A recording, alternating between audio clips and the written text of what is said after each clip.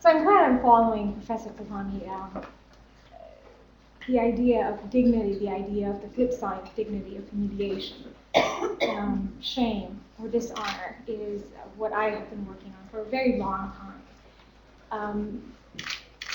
But in a different situation. Except the difference is I look at the flip side of honor or dignity at a smaller level, the smaller unit of the community. It's not merely just a national humiliation or a society's collective humiliation or shame. I look at honor as perceived in, again, the smallest unit of a community in cultures such as Pakistan, which would be the tribal unit, which would be the family unit. Of course, nothing is smaller than that in a culture that is communitarian. That would be individual, and it is not an individualistic culture. So let me begin.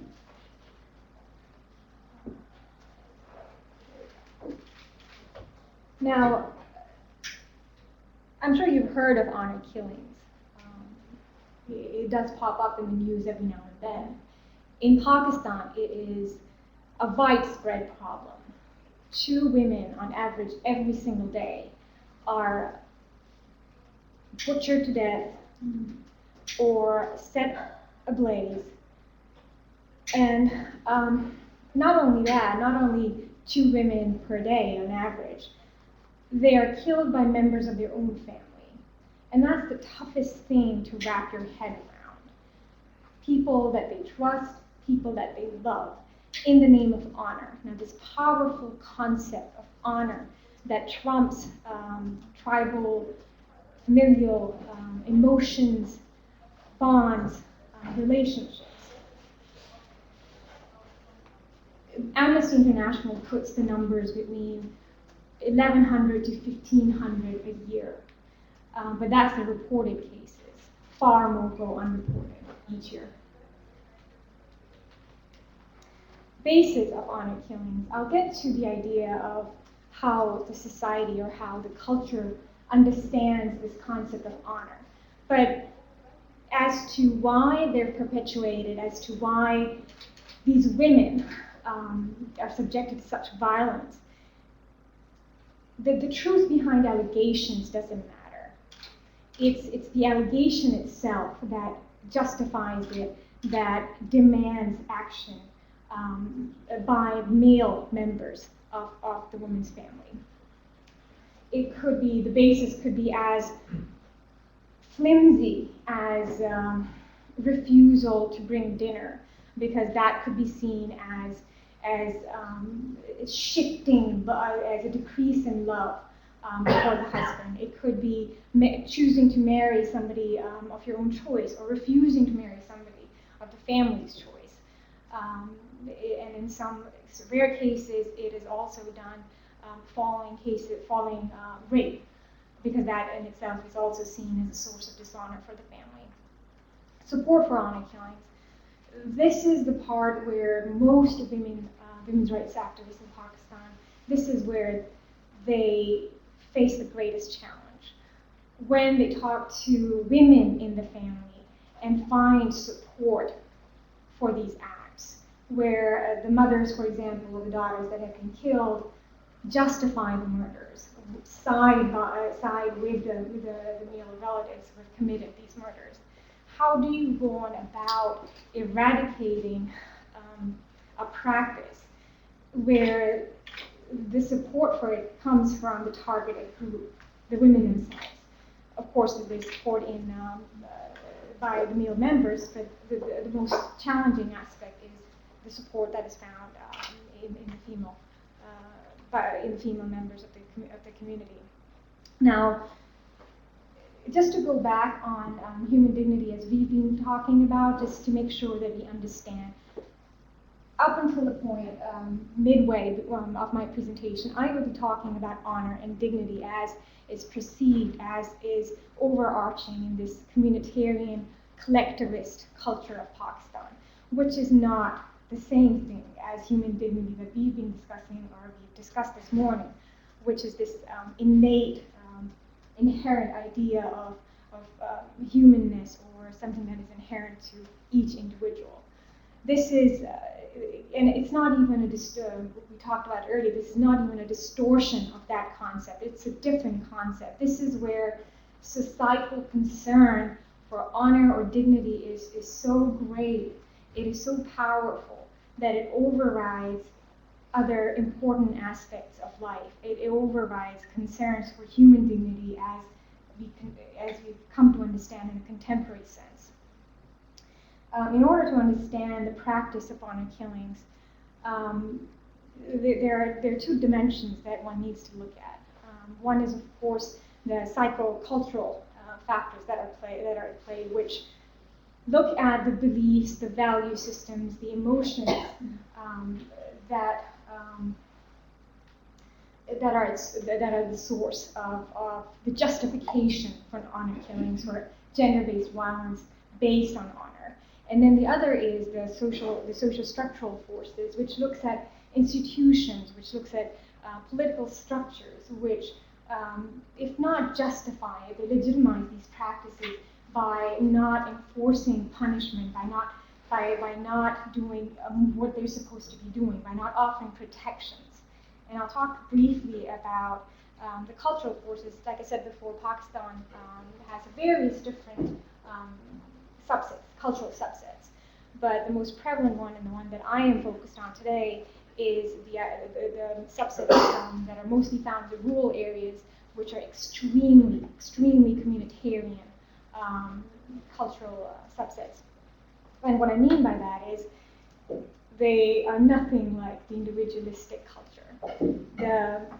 It is not about the protection of the individual. This is about interdependence. This is not about a person's independence or individual liberty. This is about values that promote group rights, where group rights trump individual rights. It's about the protection and success of the group, which comes sometimes at the cost of individual interests. An important differentiation between individual cultures and cultures like Pakistan's culture, communitarian culture, is this idea of esteem. In the contemporary world, we are very familiar with the idea of self-esteem, self-worth, our own self, almost an entitlement to respect. We become very attached to it. It's not the case in Pakistan at all. Esteem, if there is any, comes from another source, not from within. It's the idea of social esteem, not so much an inherent respect for yourself, but it's the idea of your respect or your esteem as valued by another. We've talked a little bit about identity, and Professor Bahá'í touched upon that. It's a very important concept at play in the cultural subsets that justify honor killings. Identity here is not only derived from the community, it is dependent on community's evaluations, which means my identity is not something in my control. It is based on how the community perceives me. Now, when I say me, I'm not talking about me as an individual, I'm talking about me as a member of a group, of another group, which in this case would be me as a member of my family. My family's identity is my identity. And my family's identity is what is its worth, or what is its respect in the eyes of the community itself. Now, because of this relationship between the communitarian values at play and the idea that one's identity is linked to reputation, reputation being what is reflected in another's eyes, the greater the communitarian orientation of a subset, the greater is this link between reputation and identity, which means any harm to identity, any harm to reputation demands a swift response, which is where these violent acts come into play. The greater the presumed concern for honor, the greater is going to be the reaction to dishonor. Now, another very important aspect that I need to touch upon is the idea of conformity with social norms, which is another value, which is another aspect of communitarian cultures. And social norms are defined, we'll touch upon it in a minute, but they're defined by an honor code. Now, Pakistan is not just a communitarian culture, again, I'm talking more in general sense of subsets in Pakistan, but it is a communitarian honor culture, where honor reigns supreme and life is governed by an honor code. Now, what is an honor code? It is a set of values that define normative standards of life, normative standards that define what is dishonorable and what is honorable. And that is the idea for every member of the community, every member of the family. And my identity is basically merely an outline that needs to be filled in. The expectation, the social expectation is always there. My life is governed by social expectations and demands, and it's not in my hands, in other words. Now, honor, the honor that is at play in Pakistan, the honor that governs these violent acts, that drives men and women to such acts, is different, as I said before, than dignity that we've been talking about. This is honor. There are two dimensions of honor that are at play. One is honor as respect and dignity, and this is the idea of rank-based, role-based honor, that my entitlement to honor from the community or from the society is based on my rank and my role in society. The other aspect at play in Pakistani culture is honor as a manifested sensitivity to humiliation. And we've already heard a little bit about that, but that is, again, the reaction to a perceived act of humiliation. Like I said before, the greater the presumed concern for honor, the greater is going to be the response to dishonor.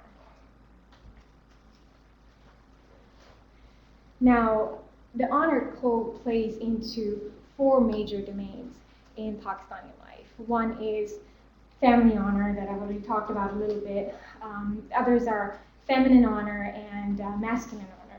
Now, these are interrelated. They're not wholly separate. And what I mean by that is feminine honor is not so much the idea of empowerment of the female members, not so much the idea of respect for female individuals because of her femalehood. It has to do with the feminine honor is tied to her virtue, is tied to other aspects of her being. And it feeds into the masculine honor. Now, the way it feeds into masculine honor is that masculine honor is defined by and is judged by how well the female in that male's group or the male's family behave, or how much they are respected.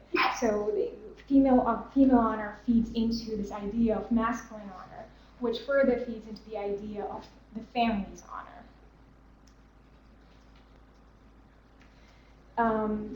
The other side of honor, as I said before, is shame. Women in Pakistan are very familiar with the concept of shame, as is the case with most oppressed groups in the world. And there's a difference between shame and guilt. And what I propose is, based on my work on honor killings, and based on my conversations with both the men involved and the women involved, men tend to act more from this emotion of guilt rather than shame. There's a difference between these two emotions. Shame is more of a consequence of an innate weakness. Women see moral transgressions on their part or the part of their female members as something that couldn't be helped, should have been helped, but could be. And for the male members who justify honor killings or take part in it, they act more out of this sense of not a failure in their own beings, but a failure to act, which is more conducive to this idea of guilt. which means they failed to act earlier, or they failed to be the guardians of honor, because that is how they define their role in society. They guard the family's honor, they guard the honor of female members in their groups. Now, the acts that I talked about earlier that are used as justification for honor killings, there are certain aspects to those acts. For example, allegations that have to do with female honor or female sexuality threaten the masculinity or the masculine honor of the male in the group, and that justifies violent responses.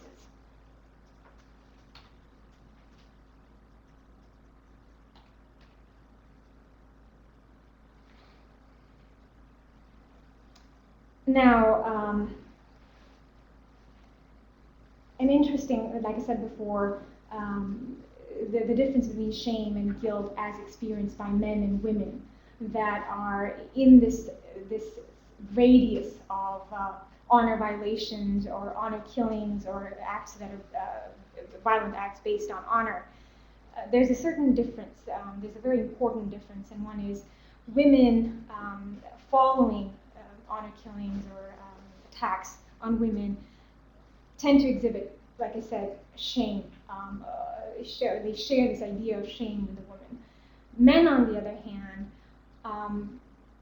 feel and almost feel a sense of pride. They talk about how they've done their duty. They see this as their obligation and their duty, and that's the idea. Is this because it's so hard? They see that because what they've done is so difficult. For example, for a man to go and kill his own mother, it is seen as something that is so extremely difficult. For him to do that, there's this understanding, there is this concept that it took a lot, and that is worthy of accommodation, that is worthy of pride, which means it is something that was done in the name of honor, where it's a recognition that honor is more important than anything else, my family's honor. Women's sexuality is something that is at the heart of these acts, of the understanding of honor.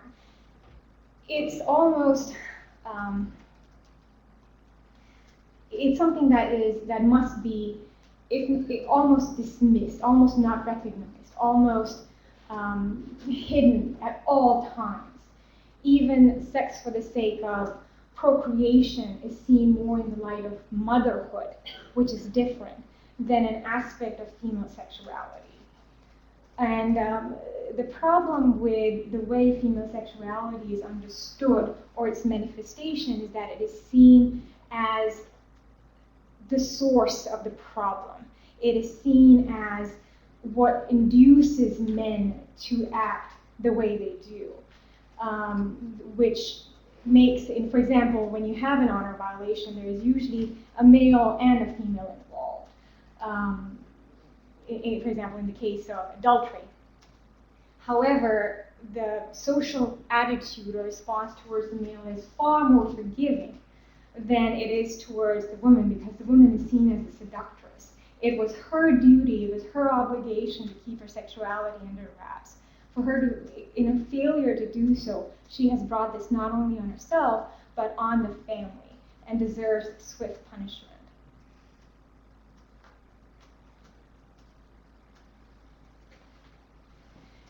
There are various different reasons why women themselves support honor killings, or honor killings of their own family members.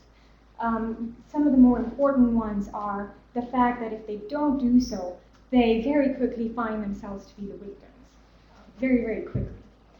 And because in not speaking out against the moral transgression or the act of honor violation, they are somehow approving of that very act. So they find themselves, for their own survival, to very quickly align with the male members of the family, or with the murderers themselves. In the case where they objectively believe that what was done was truly right, there are other different emotions at play, other different forces at play, and it's a very complex psychology. But there are definitely cases of that too. Now, before I go into the socio-structural forces, one thing that I do want to talk about is what Professor Bashiri was talking about earlier, this idea of interpretation of religion, and almost self-serving interpretation of religion. There is no basis, religious basis, authentic religious basis for honor killings in Pakistan or elsewhere.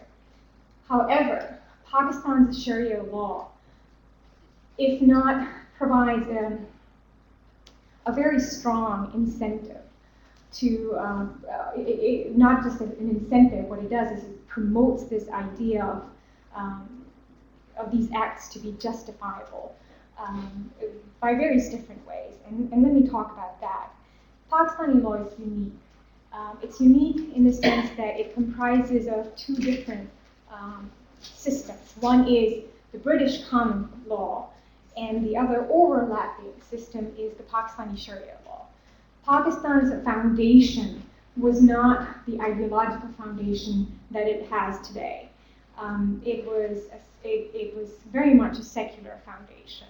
However, because of the self-interest of many different politicians, especially since 1970s, Pakistan has gone through successive changes that has transformed it from a plural society into an ideological, theological state. It started in the 1970s with constitutional amendments which declared Islam as the official religion, state religion, and also defined for the first time, it offered a constitutional definition of a Muslim and limited it to be a Sunni Muslim. Further amendments, and I'd say the completion of this distorted Islamization in Pakistan took place under the regime of Zia ul-Haq, who was the military ruler and the longest military regime in Pakistan. What he did was to successfully change Pakistan into his idea of Sunni Islam.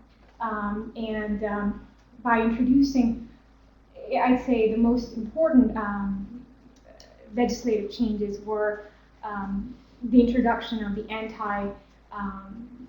anti-amity laws, which essentially criminalized religious behavior, which essentially what they did was establish that nobody else except a Sunni Muslim could call himself or herself a Sunni Muslim.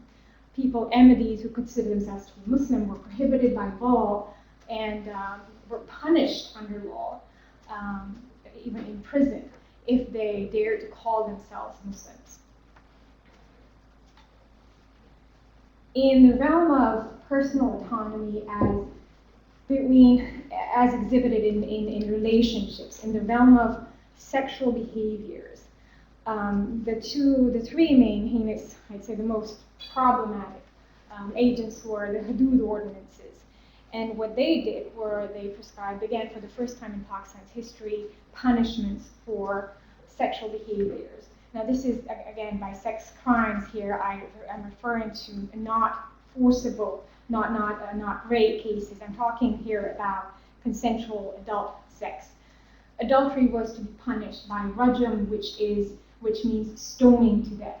Now keep in mind, there is no source for rajam as a punishment, and there is no Quranic source. This again was implemented by the federal the Sharia court in Pakistan. The adultery, like I mentioned, was punished by death, and for fornication, which was seen as premarital sex, was punished by 100 lashes. The other agents at play, legal elements at play, were qisas and diyat provisions, which essentially what they did were they allowed the family of the victim to forgive in exchange for compensation, and thereby taking the power from the state to prosecute these crimes and placing that power in that very family that supports these acts. And to now switch gears a little bit to talk about human dignity as we've been talking about as a feature of humankind, the inherent value of human dignity, the idea of if we were to look for it in a culture that is so obsessed with the preservation of dignity, with preservation of honor, in its communitarian social sense, if we were to look for it, where would we find it? And if we do find it, what do we do with it?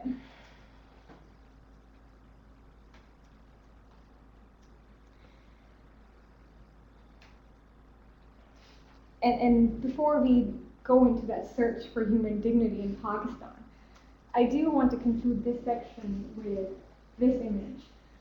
I believe that the most threatened, the most vulnerable woman in Pakistan right now is a woman who defies not only norms, social norms, but is seen as an agent of Western practices.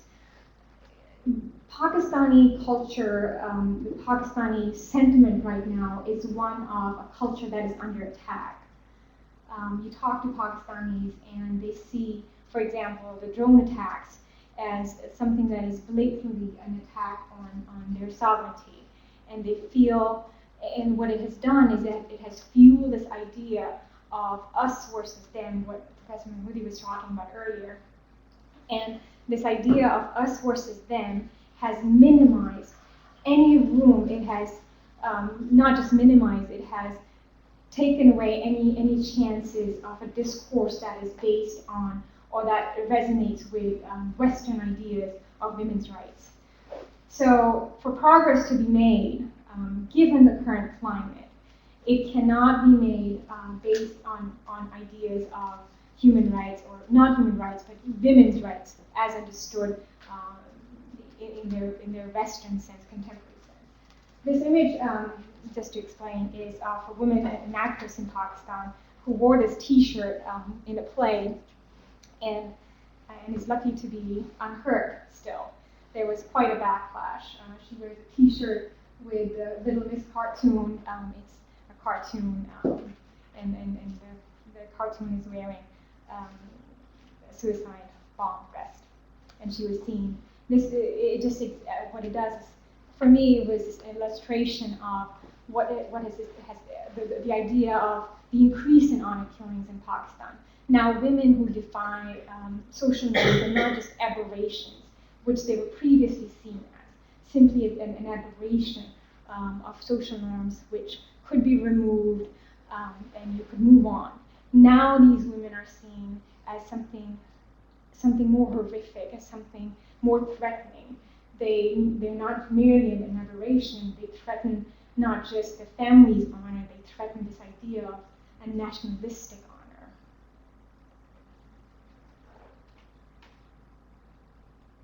Now, going back to this idea of how do you create a change from within, I would say, again, I'm a litigator, my background is the law, so for me it always starts with and ends with the law.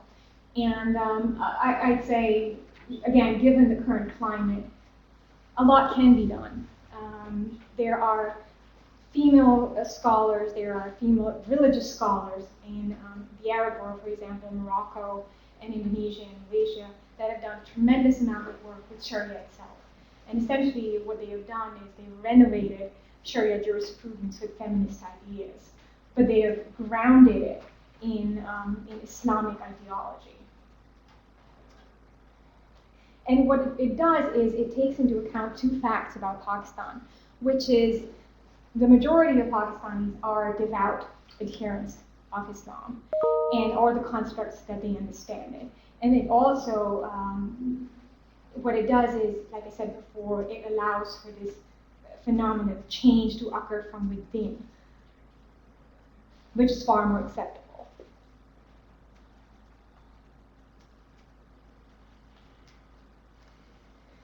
Now, based on my work on Sharia jurisprudence and the need to look for a source in the sense of the Islamic ontological sense, the derivation, deriving human dignity from spiritual aspirations. It's not too hard, as is the case with every religion. Human dignity comes up quite often. And what I think aspects of human dignity which would be easier to sell in the realm of legal culture is this idea of the right to a dignified life, the right to be free from compulsion, the right to be free from fear, for example. And some Islamic scholars talk about the idea of human dignity as provided in the Quran. The Quran, for example, talks about the human race being endowed with dignity. And it doesn't say believers, it talks about all children of Adam being endowed with human dignity. And the reason that is given in the Quran is that because all children of Adam are superior to all other beings, which sort of feeds into this philosophical idea of human dignity that we've talked about earlier, the idea of what is it about the human species that makes it worthy of human dignity? Is it human reasoning, human rationality? But it's superiority. Now, for my proposal, I went to the source of the problem when it came to finding this idea of human dignity or the protection of personal autonomy. I went to the very culprit in Pakistani legal culture, which is, as we talked about earlier, the Hudud ordinances. And what I talk about is this notion of divine reluctance to demean. And here's what I mean by that. Sadly, in Pakistan, the way the Hudud ordinances were drafted, they left out a big piece of it. It is something that is in the books, but is never implemented, which is evidentiary burdens. Now, the Hudud ordinances I've already talked about, these are the crimes, the victimless crimes, sex crimes, where people are punished for engaging in sex outside of marriage. But here's the thing though, in order to get to that point, the evidentiary burden, now keep in mind, the evidentiary burden is something that the accuser has to put forth. You have nothing until you have put forth these requirements. And that are 4 male eyewitnesses. Now, it's 4 male eyewitnesses to the act itself, the act of penetration, the act of intercourse itself, which is, I would say, an impossible thing to bring about when you're talking about private behaviors. So you have some, but the problem is, in Pakistan, the judicial culture, the judiciary ends it there. It ends it with the conviction. It doesn't go into evidentiary, it doesn't begin with the evidentiary burdens. It goes straight to the accusation, and the burden is then placed on the woman, for example, to offer defenses, which is both technically, from an evidentiary sense, a legal sense, and religiously wrong. So in my discussions with the judges in Pakistan, this is what I asked for, essentially. That if truly, in the religious sense, there is, as I refer to it, this almost divine reluctance to demean by building in these protections, these safeguards, which are essentially a protection of human dignity or protection of personal autonomy and private behaviors, even though these crimes are known as hudud crimes, which are considered to be the worst possible crimes against God. Despite these safeguards that are built in, as a society, what we do is, in Pakistan, we completely overlook that. And if we were to develop a culture, a legal culture of dignity in Pakistan, this would be one place to start. And it would be an easy place to start because it's already in the books. You're not asking for a revolution, you're not asking for something to be reframed. It's already in the books. It is something that needs to be taken in as legal value. Of course, there is no right to privacy in the Pakistani culture or in Islam. But just as there is no enumerated right to privacy in the United States. But there's a difference between a right and a value, a legal value or a legal interpretive principle. And if judges and legal and practitioners were to truly embrace this idea of dignity jurisprudence, I am very hopeful and optimistic that things could be changed.